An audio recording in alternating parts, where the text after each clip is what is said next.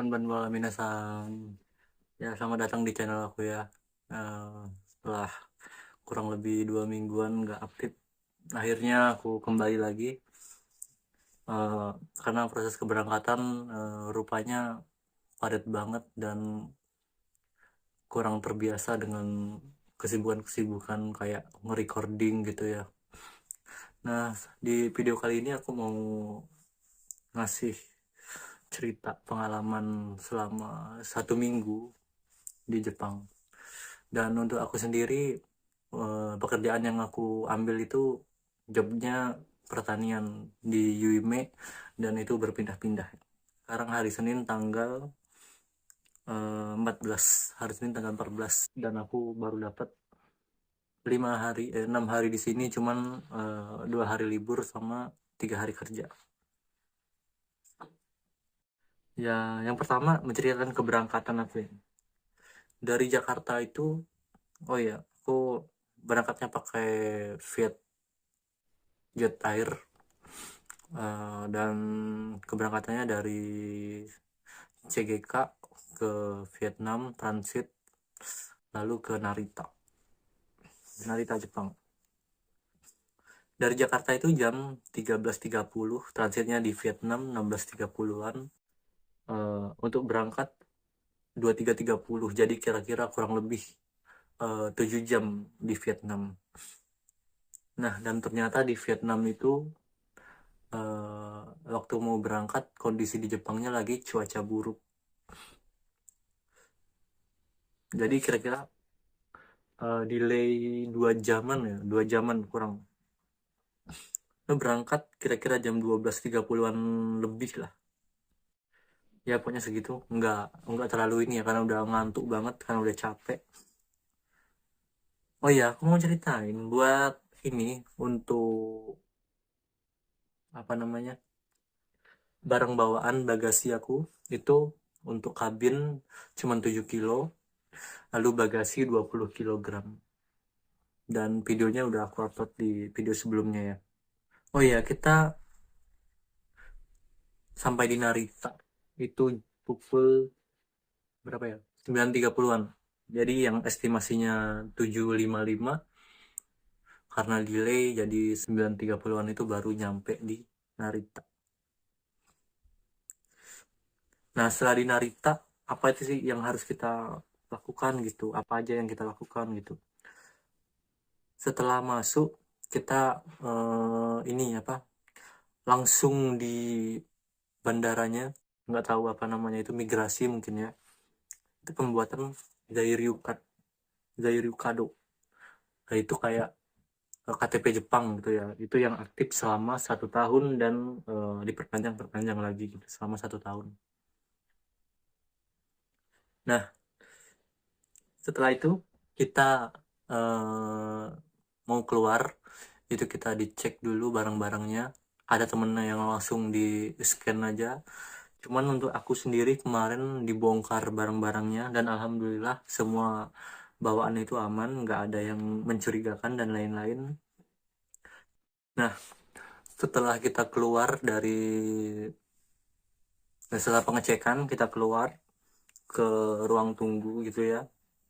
Kita dijemput sama Kumiai atau pihak Yuime-nya sekitar pukul 11.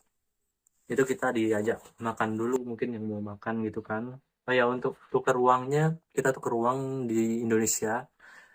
eh, Kemarin kena 113. Aduh, lagi batuk.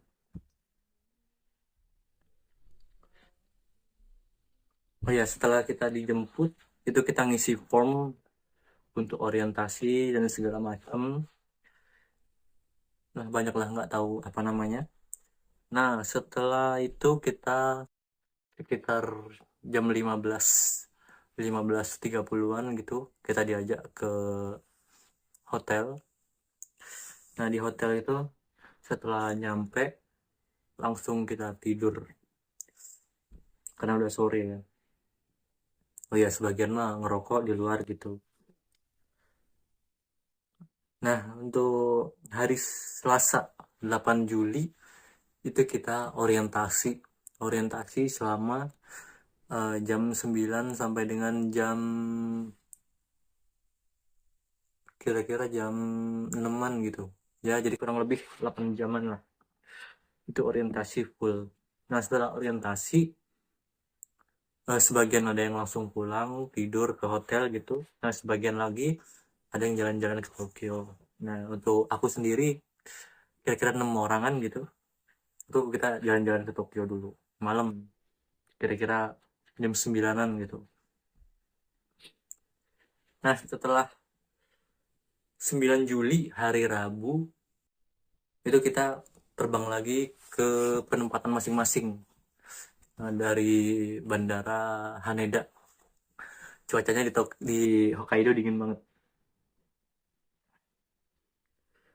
Oh iya, untuk aku sendiri kemana kemarin ya?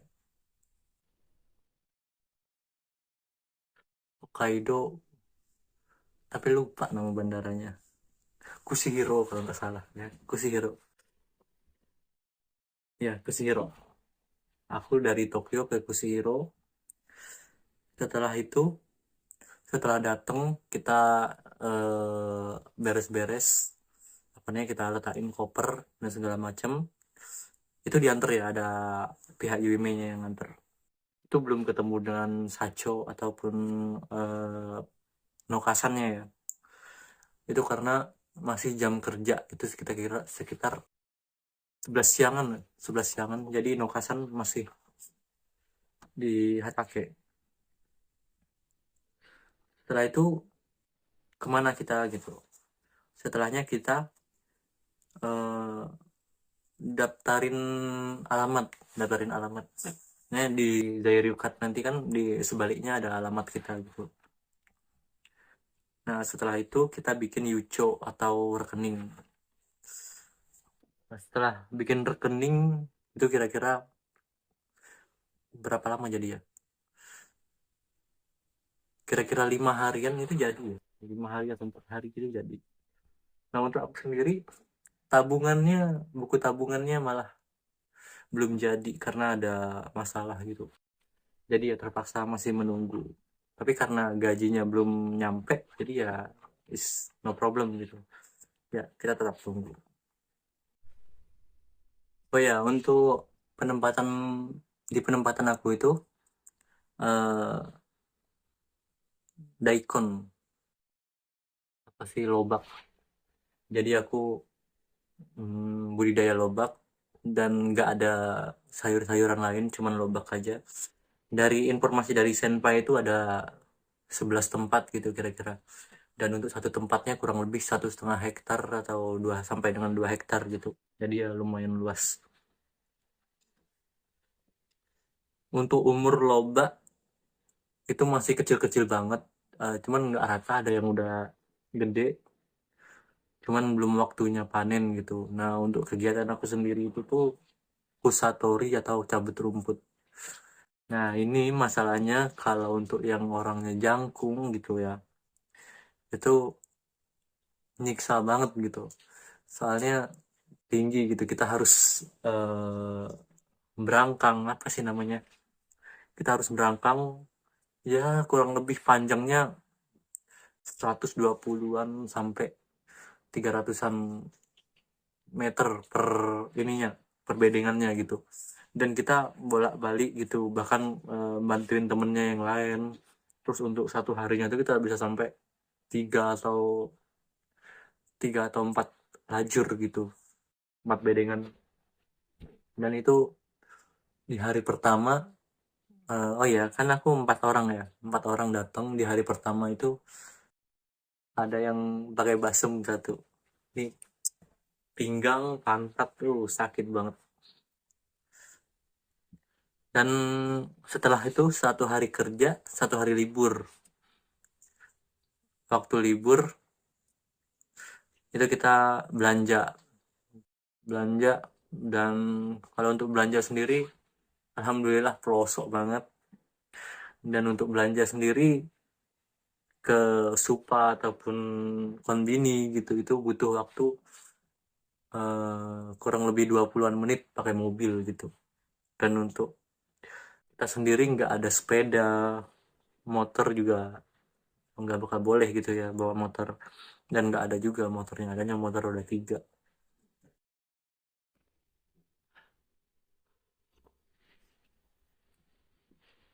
Oh iya, untuk fasilitas di tempat aku, alhamdulillah untuk Rio-nya atau asramanya bisa dibilang Apato juga ya. Cuman kalau Apato itu lebih ke apartemen, eh rumah kontainer mungkin ya, kayak rumah kontainer gitu. Cuman kayu, pinggir-pinggirnya besi gitu, kayak besi kontainer. Untuk ukurannya lumayan besar, kamarnya sendiri mungkin kurang lebih 2,5 kali 2,5 gitu, lumayan lebar. Dapurnya ada, toilet ada, tempat mandi juga ada, kipas angin, eh, futon, ada juga pemanas ruangan, terus alat dapur. Untuk toko Tegino alhamdulillah itu dapat ya dari Nokasannya, nggak kayak toko Tegino di tempat lain ya. Kalau untuk Yuime mungkin kita dapat semua. Kalau TG di tempat lain mungkin kebanyakan kita harus beli sendiri ya, kayak misalkan Sui Hangki ataupun Manas gitu.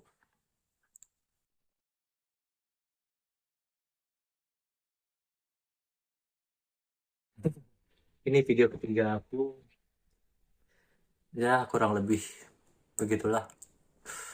Mungkin selanjutnya aku bakal ceritain yang lebih banyak lagi, atau mungkin mancing ya, karena jauh banget, mau keliling-keliling jauh, sepeda nggak ada, susah. Ya sekian dulu video kali ini. Terima kasih yang udah nonton, dan untuk yang lagi berusaha tetap semangat walaupun banyak halangan ya, terutama yang udah ada di sini. eh,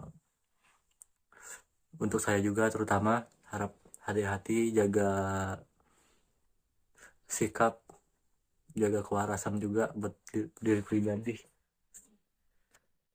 Wabillahi taufiq wal hidayah. Wassalamualaikum warahmatullahi wabarakatuh. Terima kasih.